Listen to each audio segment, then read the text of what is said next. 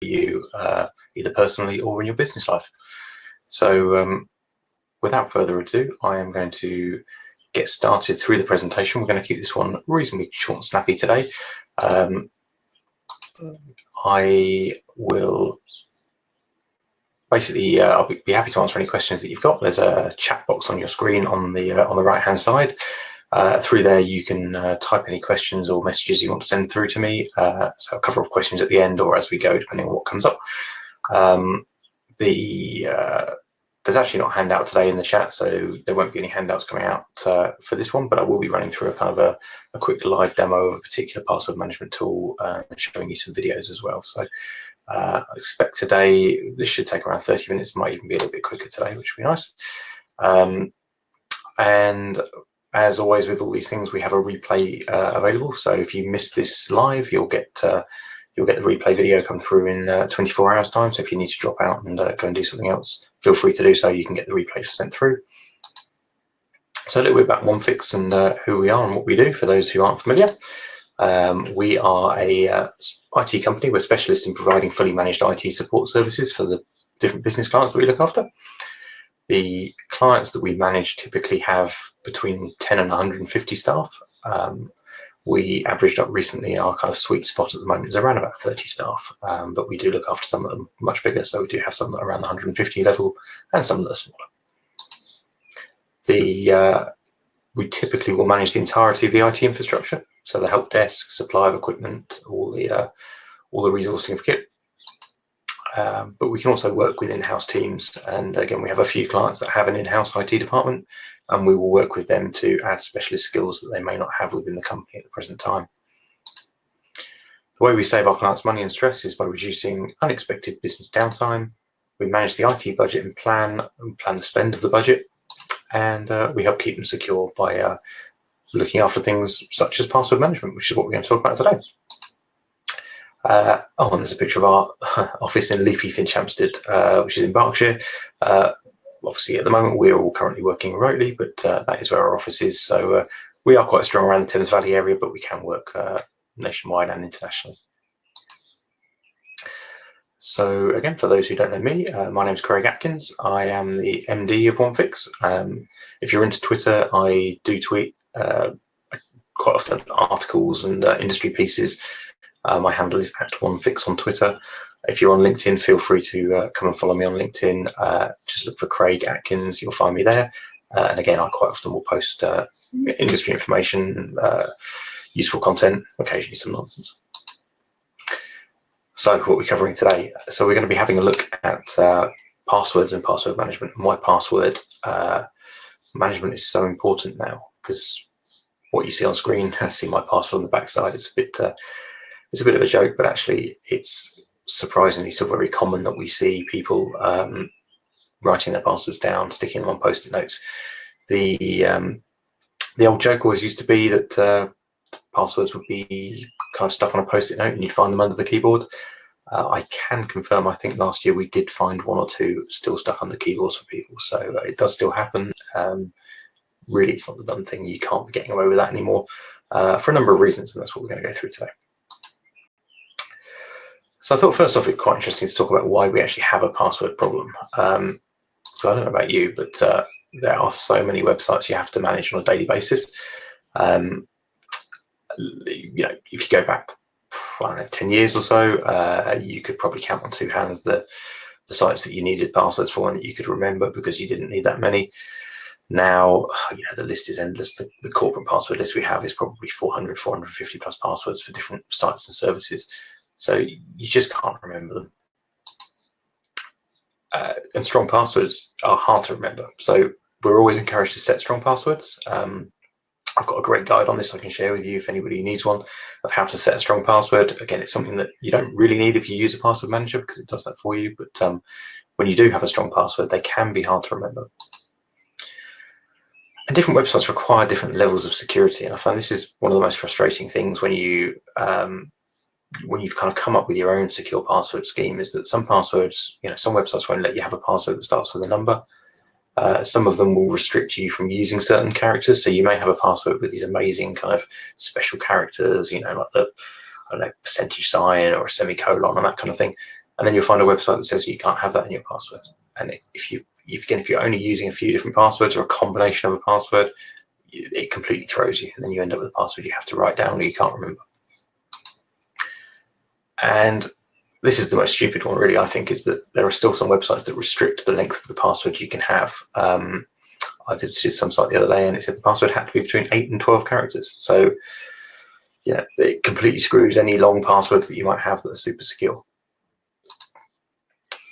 So once you've got these kind of password problems, we need to get a feel for where people actually store their passwords at the moment. So we had a bit of a poll around the team to where they've seen people storing passwords, and we've come up with a list. So the obvious one, Post-it notes. Don't see it so often, but it is still surprisingly common that if you look at someone's screen, there will be a Post-it note there and it probably will have a password on it. So not great when you have office cleaners come in and they can look at the Post-it notes. Excel spreadsheets, slightly better, I guess, but not ideal. Again, security on Excel is not great. You can password protect a spreadsheet, but again, that's very weak. So an Excel spreadsheet to store your passwords is not ideal.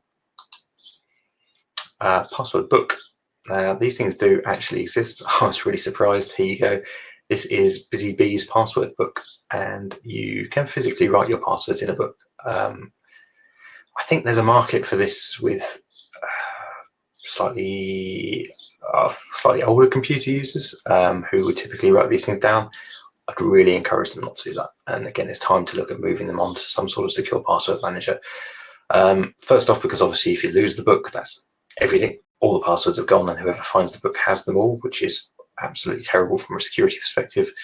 But also, it's just not a sustainable place or method to store the passwords. So again, I remember years ago, I used to look after somebody who did have this method of storing passwords, and everything was written in a book, and they could never remember what password they currently had because there were so many crossings out and strike throughs where they'd changed passwords and updated passwords. It's completely unmanageable. However, if you are a sadist and you want to buy one of these, you can buy this book at the moment at John Lewis for £6. I would recommend you don't. Word documents. Okay, very much the same as an Excel spreadsheet. The security is not great. I would not recommend you store passwords in a Word document. Outlook notes. Again, this is quite a common one to see, that there is a notes functionality within Outlook, and it synchronizes between your devices that have Outlook, and people will put passwords into theirs. Again, it's although it is encrypted on Microsoft servers, anybody who has access to your machine or your shared mailbox has access to your passwords, and there's no control over those passwords in terms of checking whether they're safe and secure, whether they've been reused, etc. So I would not recommend Outlook notes. Notes on the mobile phone, again, quite common. Initially, people will store passwords into notes on phones. Again, it becomes very difficult to manage very quickly. It's very unwieldy. If you lose the device, you can lose the notes. If you're synchronizing them somewhere else, you need to make sure where they go is secure. It's, again, a minefield of issues, so not ideal. In the head, I mean, this is probably the most secure place to store a password. No one's going to hack your head. The big issue is that trying to remember all these passwords, as we went through a bit earlier on, is a real nightmare. And it becomes more and more difficult the more complex the passwords become.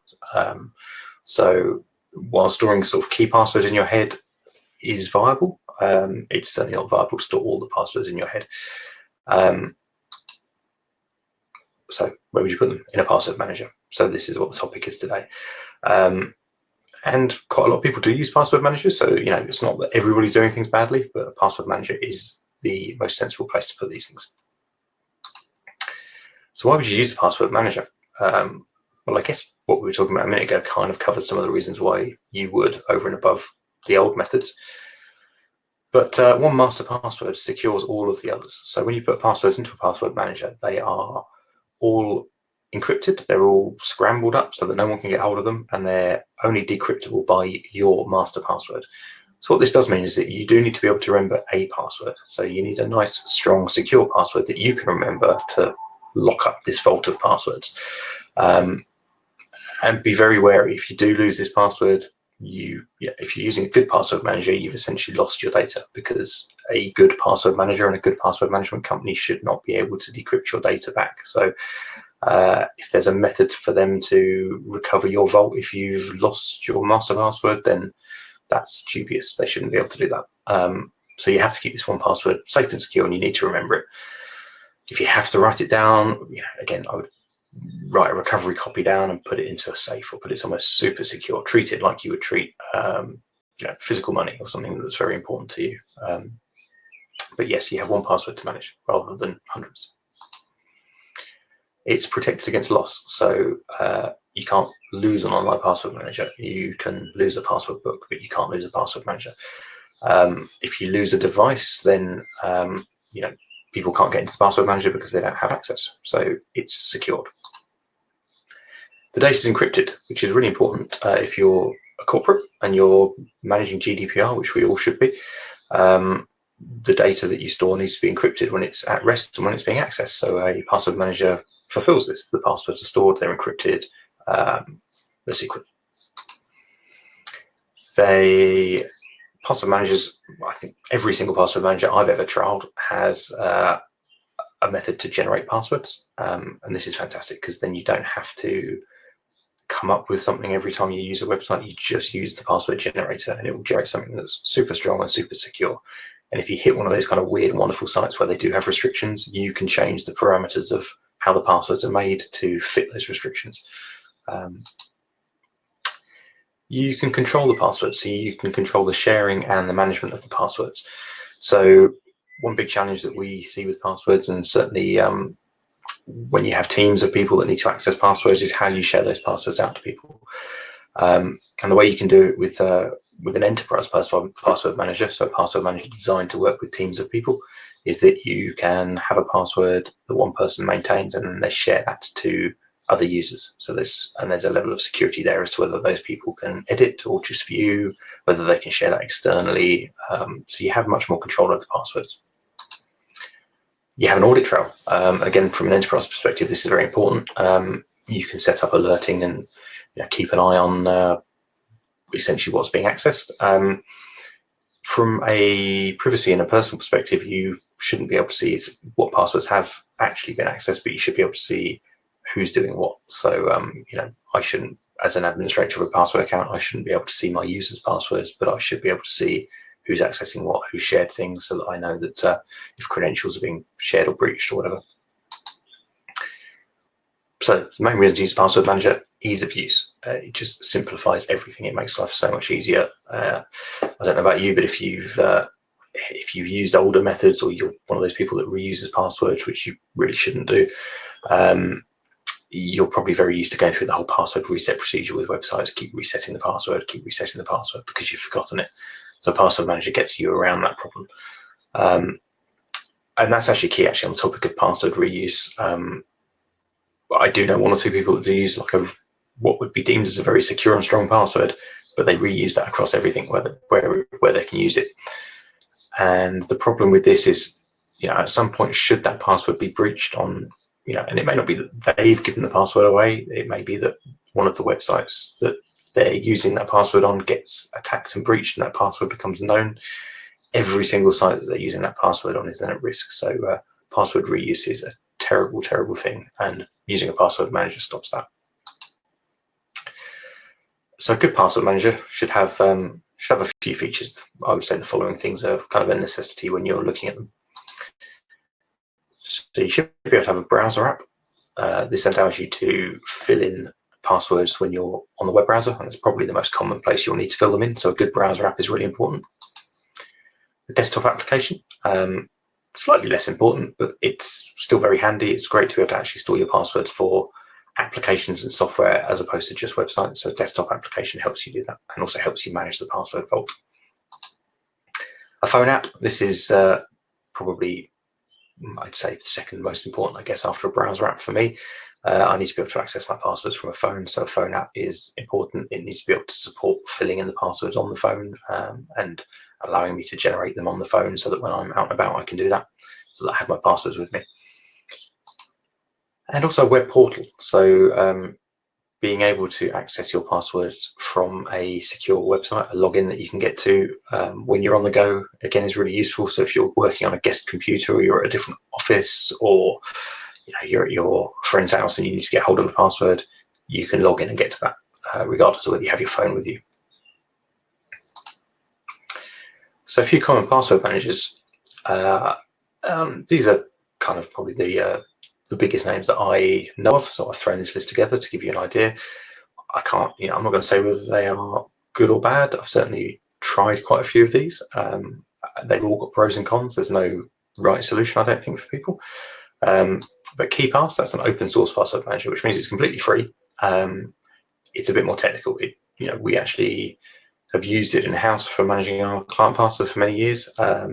It's technically challenging if you're not, I guess, an IT geek, should we say. So KeePass is great, but it's a little bit complicated. Keeper. Keeper is the application that we've decided to resell as a company after having trialed a bunch of the others, just because it fits a few different key niches for us. LastPass, if you've heard of password management, you probably have heard of LastPass. I would say they're probably one of the market leaders, if not the market leader. Mikey are a fairly new player in the space, and they're very strong with spreading out through managed service providers like ourselves with password management. Passportal, that's another big name. 1Password, and Dashlane. I think that's my list. Yes, it is. So, as I say, we've settled on Keeper, so I wanted to just have a really quick run through why we think Keeper is the right tool for the people that we look after, and this is why we're recommending it. It's easy to use, first off, which is, I think, the most important thing, because users and usability is key for these things. If it's not easy to use, you'll find that people don't want to use it, and that then defeats the object of having it in the first place. It's reliable, so it kind of just works, which is great. That's always what you want. The vault is secured, so it's kept safe and encrypted, so again, there's no way of getting access to the passwords without the master password. It has an ability to store 2FA, which is when you go to a site and you have to use your phone to put in that kind of second code of numbers, you have the ability to store 2FA within Keeper. There are pros and cons with that. There are arguments against storing your 2FA codes with your passwords. Understandably, if someone breaches your Keeper database, then obviously they can get to everything. It takes away that second factor. But actually, for most people, the second factor is there to stop people, say, phishing you or trying your credentials and stealing them and then accessing remotely. And by keeping those within the password manager, it doesn't jeopardize that, and it makes life a lot easier when you're going to log into websites that that 2FA code is automatically filled in for you. So you can do that with Keeper. Oops. And there is breach monitoring and password rechecking. So what that does is that looks for your passwords. If they've appeared on a known list of password breaches, you get informed of that. And also, if you've reused passwords across the account, you can see that. So you can see for yourself and also for the team, so you can get a feel for how strong the passwords are across the corporate estate. And there's very solid mobile phone apps and a good browser plugin. So again, the apps and bits and pieces tend to just work, which is it's what you want. You want it to work well. What I'm going to do very quickly is, before I share my screen to give you an actual demo of the platform, I'm going to show you a video that a Keeper put together, which is actually of the mobile phone app itself for iOS, because they can demo it much better than I can from a phone perspective. So this will give you an idea of how the actual Keeper phone app itself works. So I'm just going to turn off my screen share and push that video through. So bear with me just a second. I'll start that now.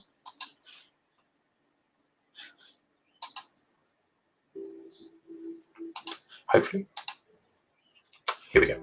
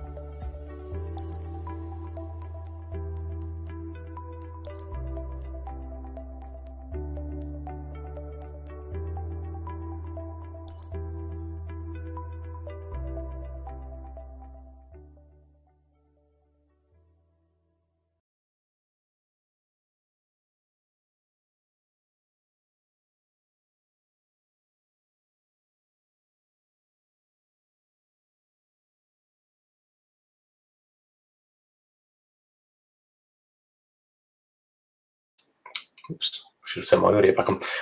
So that was a demo there of the video of the iOS app.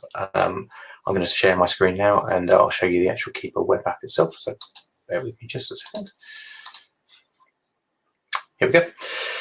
Okay, so this is Keeper. I'm logged into my Vault. See, I've got a bunch of passwords here that I've stored, and essentially the way that this works is if I go into one of these websites when I'm browsing, it will automatically offer to fill in the login details.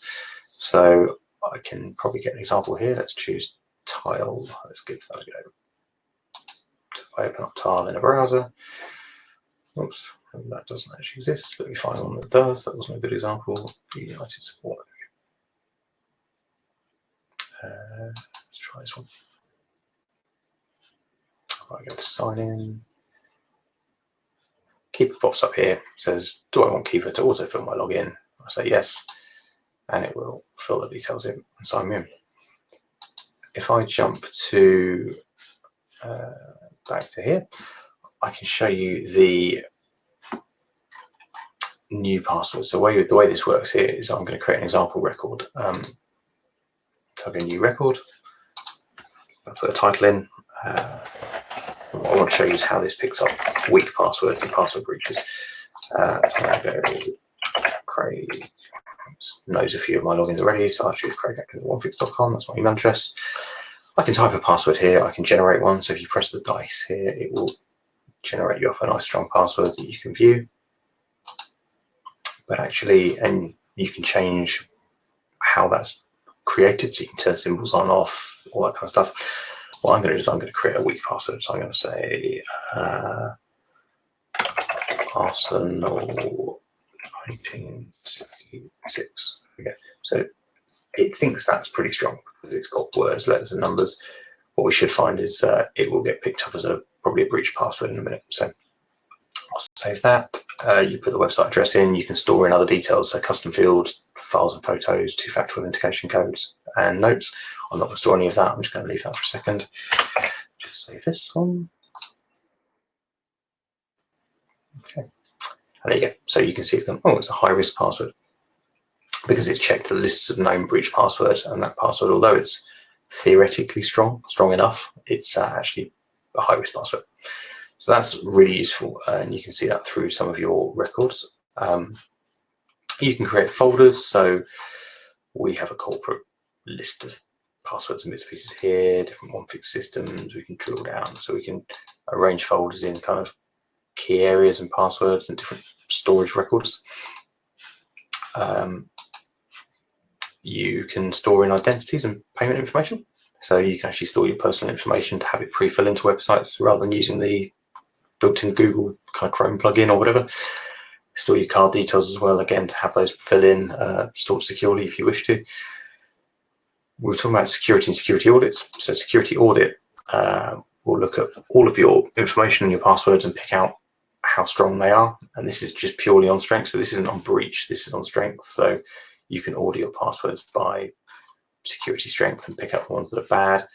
It will pick up reused passwords. And this is this list here looks terrible, but it's actually, again, a sample kind of list that I've pulled in from an old list that we use, which has got kind of standardized bits and pieces in there. So you'll see password reuse in this. Typically, if you're putting your own passwords in here and you're starting from scratch, you wouldn't have any reuse. If you're importing from something like Google Chrome, you might do. So this will highlight what you might need to change, and weak will highlight the passwords that are just not strong enough in strength. But then the breach watch is where it will give you those records that have actually been breached in terms of on the dark web. So these are ones that would need to be changed immediately. So really useful, the breach watch and security audit. I'll show you the admin console in a second. The actual browser plugin, so you see up here in the top right, I've got the Keeper plugin. Gives you some options here to give you access to the vault. You can generate passwords here. I'm just going to try and think of a website I haven't been to before that I can generate a password for. So if we go to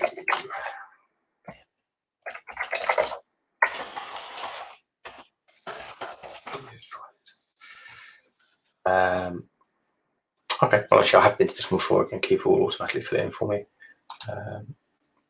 Right, So there you go, that's Keeper autofilling. If I hadn't been there before, it would give me the option to actually generate a password for that site. And I can create one. I think I can also do one from here as well. So here we go. So I can actually go show some more information. I could create a new record here as well. So I could create new, and this is what I'm saying. This is where you have this generation of the password. Again, it will show you the randomness there. You can make it a longer password. You can make it a shorter password if you need to. So we'll make it a 36 character password, randomize it. There we go.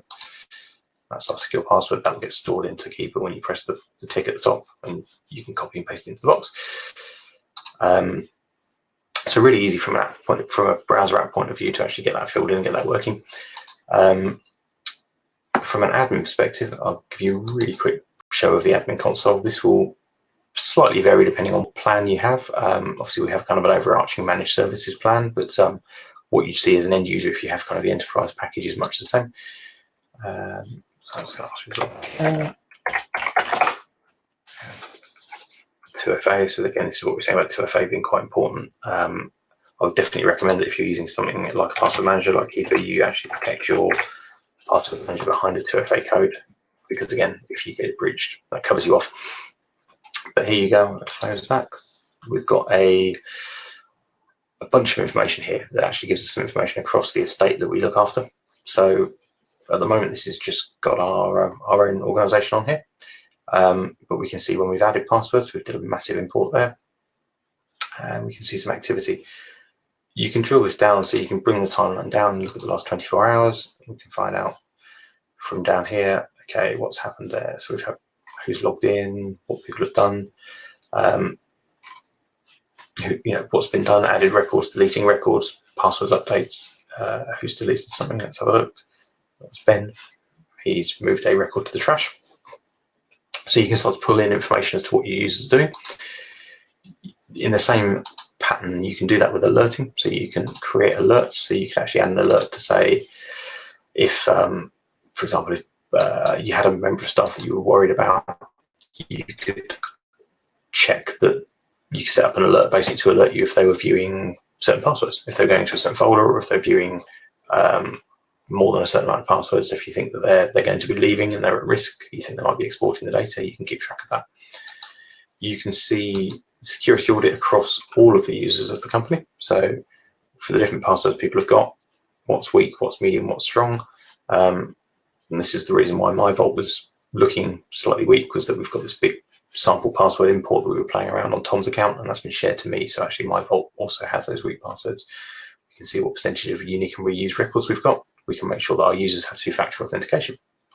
And we can see the method they're using. So there's a various amount of methods supported: Google, 2FA, Duo, other enterprise tools.